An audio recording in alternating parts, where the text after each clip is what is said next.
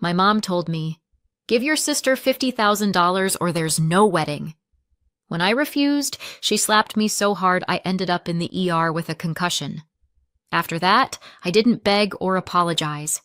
I did this. A month later, their perfect family image started to collapse. My name is Megan, I'm 32, and I work for a big development company in Columbus, Ohio. I do all the presentations, build visual reports for investors and city officials, pick everything from fonts to renderings so it all looks expensive, convincing, and finished on time. The job isn't exactly a spa day. One week my boss is texting at 3 in the morning, the next a project falls apart the day before a pitch to the mayor. But I love what I do. There's logic in it. Taste, order. Ryan and I have been together for 5 years. We met when he joined the project department. Back then we were still in the old office in a tired brick building on Main Street downtown. At first he seemed too proper, even boring. Then the whole company went to Chicago for a national urban planning conference. That's where it all started. He turned out to be the kind of man you feel safe with. No circus. Today is our engagement party. We've rented a cozy restaurant just outside the city. Everything is exactly how I wanted it. Real flowers, steady candles, music quiet enough that you don't have to shout. Not flashy, but tasteful. I look at Ryan, tall, calm, warm eyes, and catch myself thinking, so this is that thing they call women's happiness. He's holding me by the waist, saying something low in my ear, and it feels like even the air in the room is breathing with us. At the tables, our friends, co-workers, a couple of college girlfriends, Ryan's parents, and even his cousin who flew in from out of state. And of course, my family. Although in my case, family is more of a legal status than a feeling. My parents, Karen and Mark, picked a table closer to the entrance. They sat like they'd wandered into the DMV by accident. Forced smiles, and Brittany, my younger sister, was hunched over her phone, never once looking up from her feed. Standard. Her entire life is Instagram stories and cupcakes. I've lost count of how many iPhones she's burned through. We were never close, and it only got worse over the years. I tried not to notice these little details. It was my night, and I wanted to think about me and Ryan, about our love and our bright future. But then my mother stood up. She tapped a spoon against her glass. "Friends, a moment of attention," she said with an unnaturally soft smile. "First of all, congratulations to Megan and Ryan. We wish you happiness, love, respect, all the good things, so you don't end up like some people. Big wedding, huge debt, and then you're back living with your parents in their guest room." Applause, clinking glasses. I gave a polite smile. So far, nothing catastrophic. Then Mom kept going, and it wasn't warm anymore. Thank you, my dears. At this solemn and important moment, Mark and I want to make an announcement. The money we once set aside for Megan's wedding is going to be given to Brittany instead. She needs it more right now. The room went quiet. So quiet I could hear a waiter's shoe squeak. I stared at her. "Mom, you're joking, right?" I asked, smiling stiffly. "That's my money. It's in my account. We've already planned everything around it." She pursed her lips. "Don't be childish," she sighed. "We're talking about family. You'll manage. You've got a good job your Ryan is earning. You'll figure out your little wedding and your mortgage. But Brittany, it's harder for her." Ryan tensed at my side. "What money exactly?" he asked quietly. I swallowed. I knew what she meant, of course, but I hadn't expected this. "The $50,000 we saved for Megan," my mother announced to the room. "From when she was in college. We set it aside so both girls would have a start in life. But Brittany's situation is different.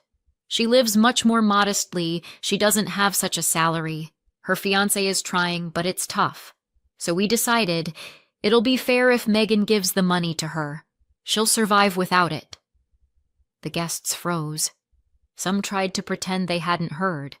Someone stared at their plate like the salad had suddenly become fascinating. I felt something in my chest start to boil. "Excuse me," I said slowly. "We planned that money for years. Part of it is for the down payment on a place, part for the wedding. We're not talking about pocket change here. We've been careful and responsible. How do you just hand it over like that?" Mom snorted. "You're starting a family. You'll be fine. You have steady jobs. You're getting a mortgage. You'll manage. You're not starving." Brittany finally tore herself away from the phone and stood up. "Megan, don't be so greedy," she said with fake sympathy. "What, you can't share? We could do a joint wedding. You can see I have it harder. Just have some compassion." "Harder?" I shot back. "Because you blew through everything you had, and now you want to take what's mine? Seriously?" Mom flared up instantly. "She lives modestly. She doesn't have your paycheck. Her fiancé is doing his best, and you only think about yourself. It's ugly to treat your own flesh and blood like this." "I've been working my whole life," I cut her off. "I save, I plan, I live like an adult. And now I'm being punished for someone else's irresponsibility?" Ryan tried to put an arm around me, but I was already in motion. The room fell into that heavy silence where you can hear nothing but cutlery clinking. No one knew where to look. Mom took a step toward me and suddenly, right there in front of everyone, slapped me across the face. Not a symbolic slap, a real one, full force. I didn't even have time to move away. The sound cracked through the restaurant like a gunshot. My head snapped back, my heels slipped, and I lost my balance. I crashed to the floor, knocking a glass off the table. Glass shattered. Voices jumped into a panic. "Miss, are you okay? Somebody get ice! Call 911!" My cheek was burning, but the back of my head hurt even more. Later they told me I'd hit the sharp corner of a wooden table leg. Everything blurred. My ears were ringing. Someone shoved a folded jacket under my head. Someone else pressed ice to the growing bump. I heard voices like they were underwater. I tried to answer and produced nothing but a garbled sound. Brittany was standing nearby, mumbling something incoherent. Not angry now. Scared. The manager ran over and called an ambulance. By policy, they also called the police. Someone had been injured in a fight in the dining room. One of the guests said firmly, "I saw it. She hit her right in the face." "And she fell and hit her head," another added. "There's blood." Ryan was right there, holding my hand, repeating, "It's okay. It's going to be okay. Do you hear me?" We waited for the ambulance maybe 10 minutes. By then I was conscious, but nauseous and dizzy. The paramedics looked at the swelling and the scrape and said, "Mild concussion at least. We need to take her in. She needs a CT." The police arrived almost at the same time. One of the officers came up to me in the doorway as they wheeled me out.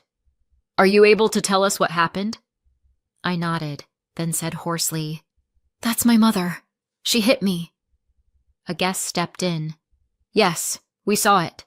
She slapped her hard, and the girl fell." By then they were walking my mother out of the hall. She was hissing that I was making it up, that this was a family matter. But the officer calmly explained, "Ma'am, there's an assault here and visible injury. This is not just a family argument. This is a criminal matter, and it happened in a public place." They took Mom aside to take her statement and write up the report.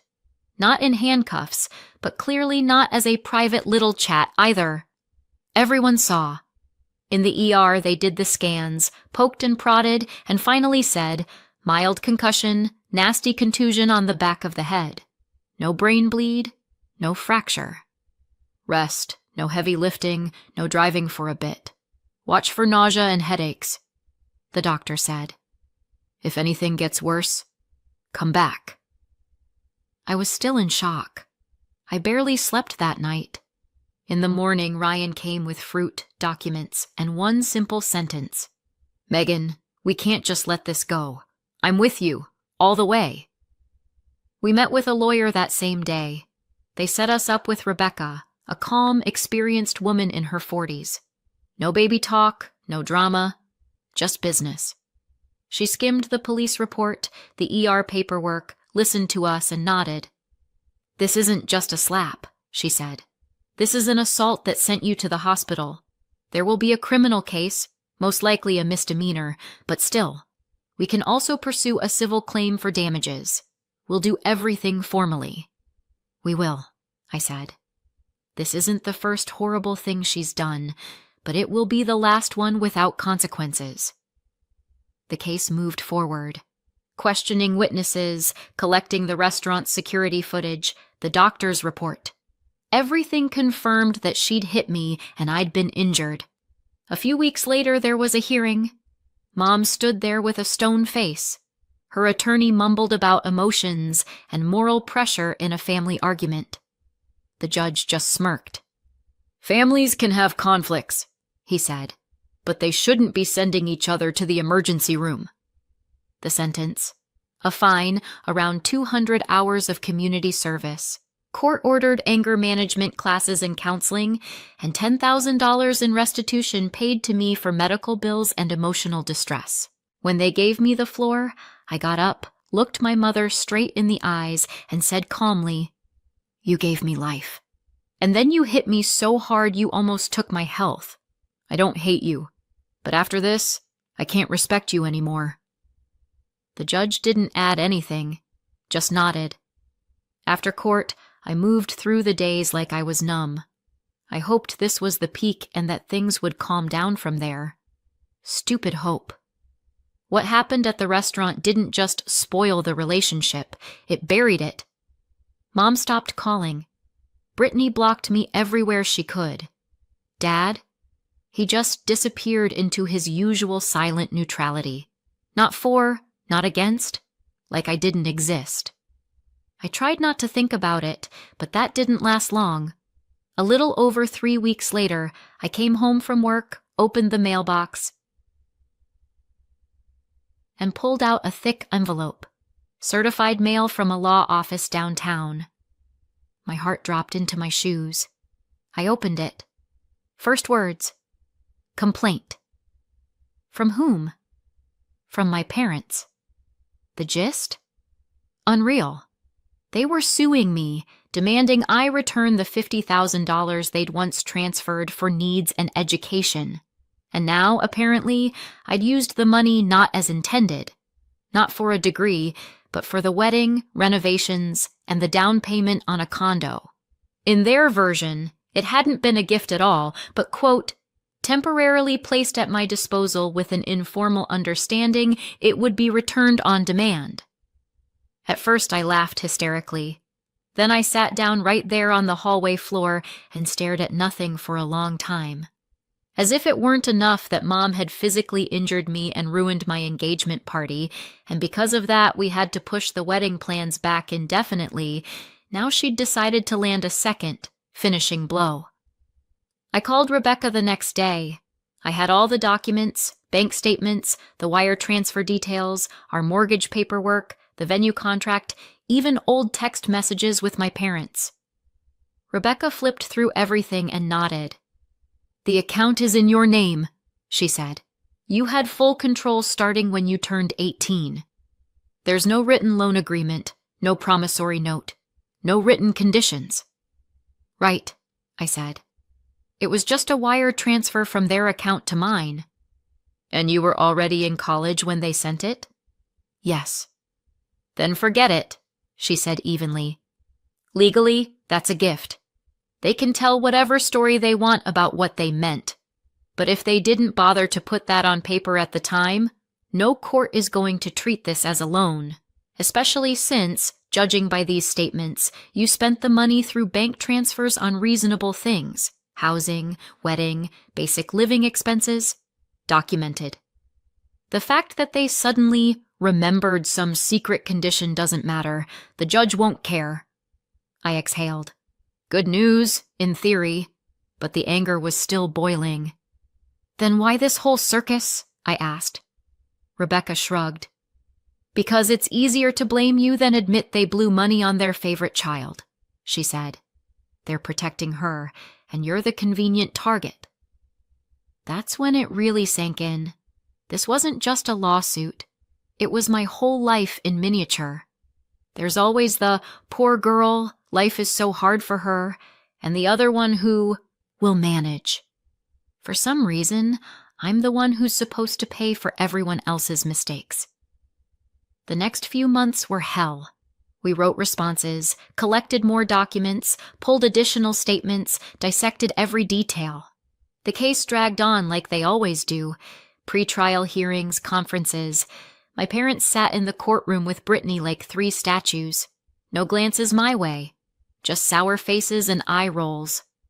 Brittany looked like she'd come to a spa day. Full makeup, perfect hair, smug expression. At one hearing, she suddenly stood up and announced that the money had originally been intended exclusively for education, and that the fact I'd lived on it, bought furniture, and a dress was, quote, misuse of funds. Rebecca stayed completely calm. And you, as I understand it, had a similar amount transferred to you under the same conditions? She asked Brittany. Yes, Brittany muttered. Did you spend your money only on tuition and school expenses? Silence. Well, not all of it, she finally said. You dropped out after 2 years, correct? Rebecca continued. Then used part of the money to open a clothing boutique that closed in 6 months. Then bought a new car with what was left. Was that also for education? No answer. The judge raised his eyebrows. Well then, Rebecca said, if the conditions were identical, why are there claims only against my client? Silence again. Even my parents' lawyer looked uncomfortable. For the first time in a long while, I sat up straight and didn't feel guilty. This wasn't just a legal process. It was an attempt to paint me as stingy, ungrateful, difficult, when in reality I was simply inconvenient, standing next to someone's spoiled favorite. Ryan came to every hearing. He never missed one. He just held my hand. Sometimes he'd lean closer and whisper, "Remember, you're not alone. The truth is on your side." It didn't make it easy, but it helped me stay standing. We had to cut back on some wedding expenses. I slept badly. The back of my head still throbbed sometimes where I'd hit it. Occasionally, I'd find myself just sitting in the bathroom, staring at the wall. Exhaustion. Pressure.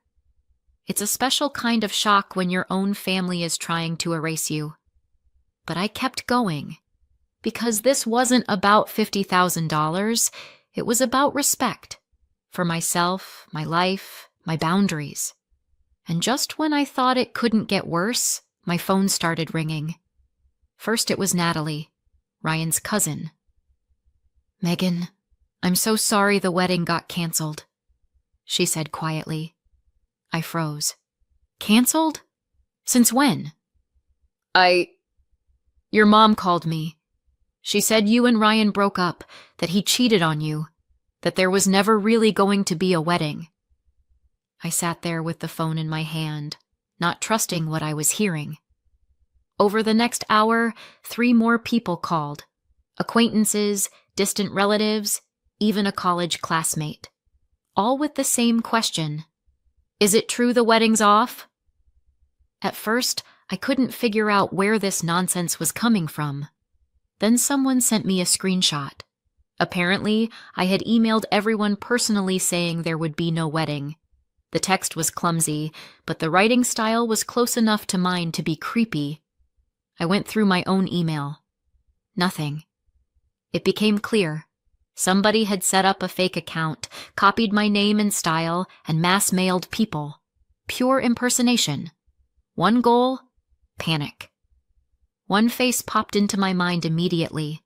I couldn't prove it. But the whole scheme, 100% Brittany's style. Sabotage had moved from the courtroom into my personal life. I called Aunt Linda, Mom's sister, one of the few relatives who hadn't jumped headfirst into this family circus. "I was just about to call you," she sighed. "Your mom's been telling everyone for a week that you and Ryan broke up, that he cheated on you and you lost it. She keeps repeating there was never really any wedding planned. It was all in your head. I leaned against the wall. At first I felt sick, then just disgusted. Why is she doing this? I asked, already knowing the answer. Because she's protecting Brittany, Aunt Linda said quietly. She's always covered for her, even when Brittany did downright crazy things.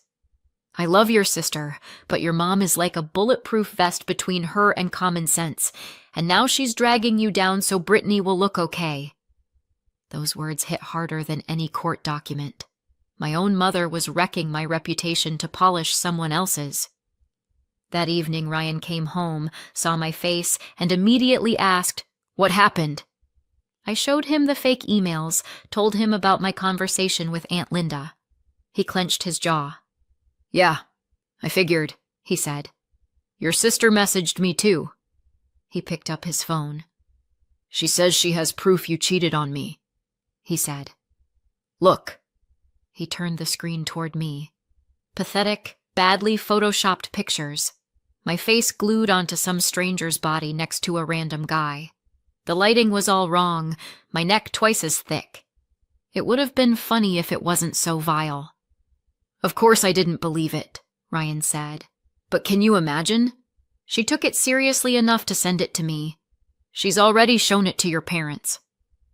That's when we sat down and said together, "Enough."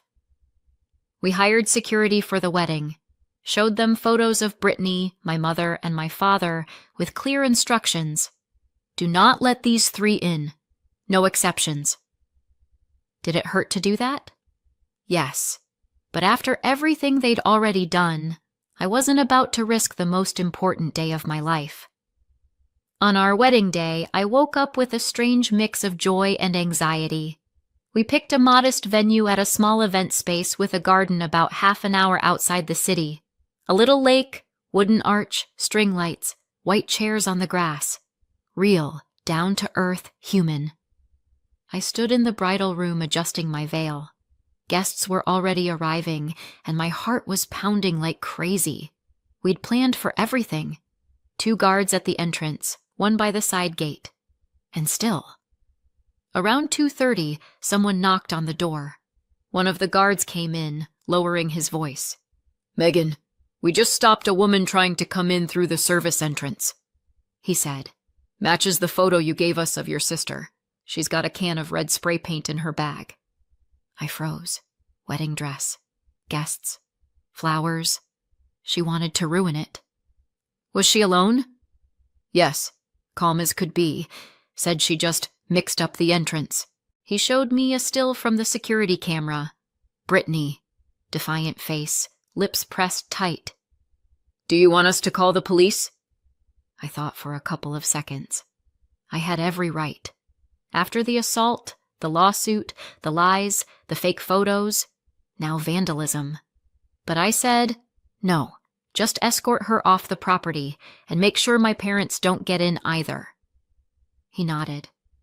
I sank back into the chair I'd just gotten up from and exhaled deeply. I wanted to cry, but my friend Tara was right there.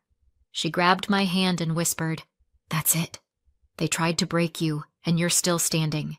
That means you've already won. Pull yourself together and go get married. You survived the court mess, the gossip, the photoshopped other man, and a slap from your own mother, with a concussion on top. And you're still here. You know what that means?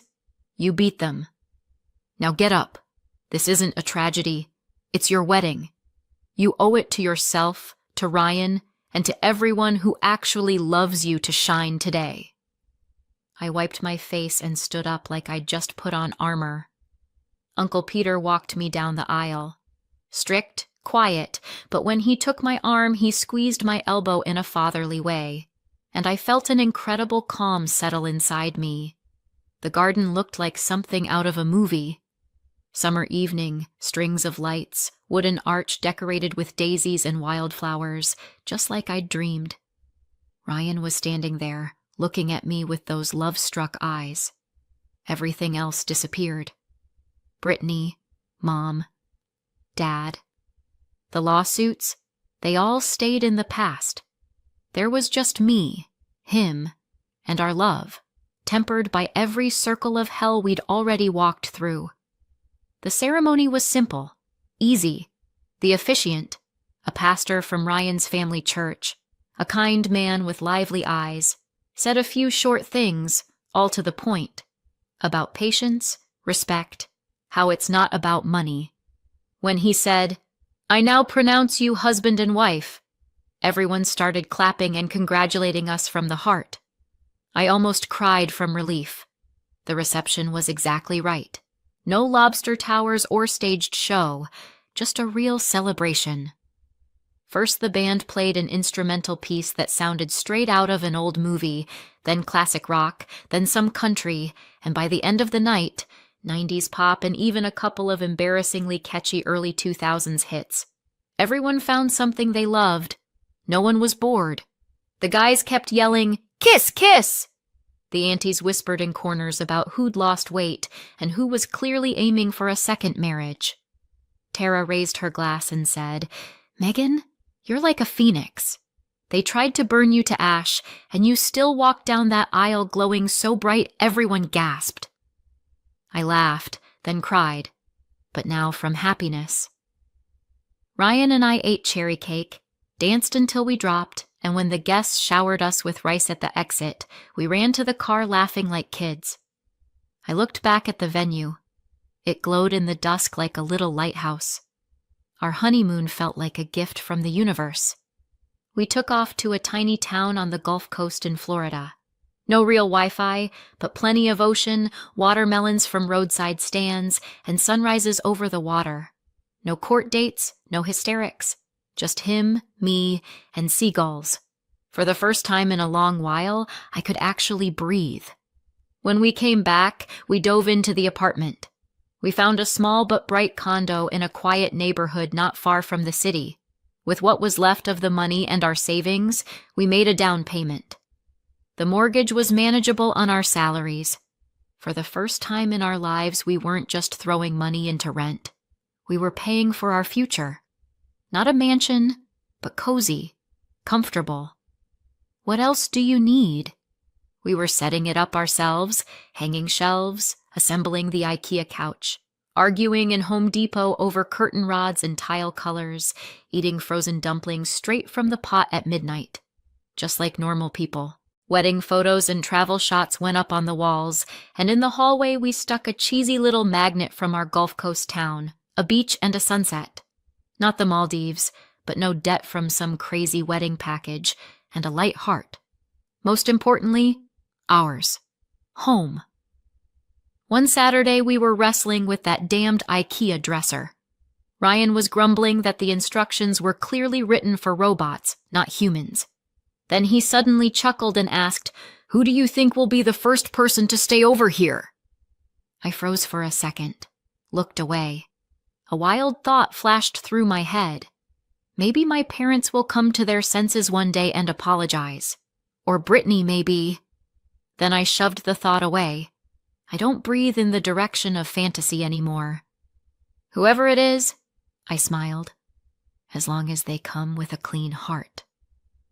The holidays came and went. New Year's, Easter, my birthday.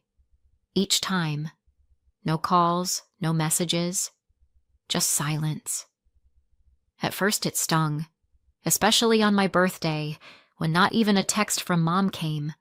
But then I'd remember the slap, the hospital, the court, the lies, the paint, the fake photos, all that filth. And the hurt would step back. Clarity stayed. They are no longer my support system. Probably never were. Sometimes Ryan asks if I believe there'll ever be peace between me and my family. Maybe, I answer honestly. But sorry won't be enough. They'd have to actually change. So far, there's no sign of that. People talked about Brittany's wedding for a long time. They went all out. Champagne fountains, a string quartet, custom dresses for the bridesmaids. But some of our relatives refused to go on principle.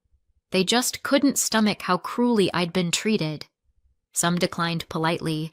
Others said straight out, "We don't enjoy weddings like that." Then the whispers started about the loan my parents took out for all that splendor. Either they took out a second mortgage on their house or even borrowed against Grandma's condo in Florida, all to launder their reputation like last year never happened. But it did. And people remember. Life with Ryan goes on. We're getting stronger as a couple. At some point it hits me. Family isn't just the people who share your DNA. It's the ones who respect your boundaries, who are happy for you, and who don't humiliate you at every opportunity. I lost a lot, but I gained far more. A home, a husband, friends who stayed, and most importantly, I didn't lose myself. So what do you think? Did I go too far or not far enough? Let me know in the comments, and subscribe for more.